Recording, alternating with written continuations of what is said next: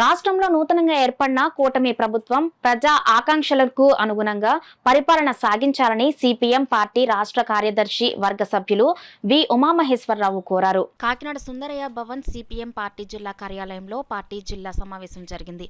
ఈ సమావేశంలో సిపిఎం రాష్ట్ర కార్యదర్శి వర్గ సభ్యులు వి ఉమామహేశ్వరరావు మాట్లాడుతూ, గత ప్రభుత్వంలా కాకుండా ప్రజాస్వామ్యయుతంగా ఎటువంటి నిర్బంధాలు, అక్రమ అరెస్టులు, దాడులు, దౌర్జన్యాలు లేకుండా ప్రజలు, ప్రజా సంఘాలు స్వేచ్ఛగా తమ అభిప్రాయాలు, కోరికలు ప్రభుత్వం దృష్టికి తీసుకురావడానికి వీలు కల్పించాలని కోరారు. ప్రజానుకూల విధానాలు అమలు చేయాలని విజ్ఞప్తి చేశారు. ఈ సమావేశంలో సిపిఎం రాష్ట్ర కమిటీ సభ్యులు ఏవి నాగేశ్వరరావు మాట్లాడుతూ, రాష్ట్రంలో గత ప్రభుత్వం కార్మిక హక్కులను కాలరాసిందని పేర్కొన్నారు. మరీ ముఖ్యంగా అసంఘటిత రంగ కార్మికులు ఎన్నో విధాలుగా నష్టపోయారు అని అన్నారు.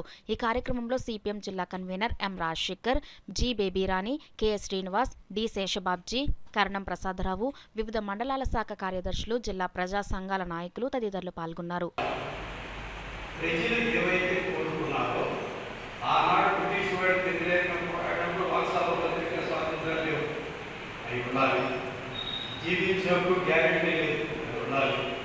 సామాజిక న్యాయం లేదు ఉండాలి.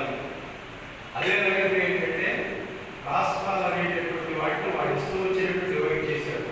కాదు, ఫెడరల్ రాజ్యాంగ స్వరూపం దీనికి కావాలి.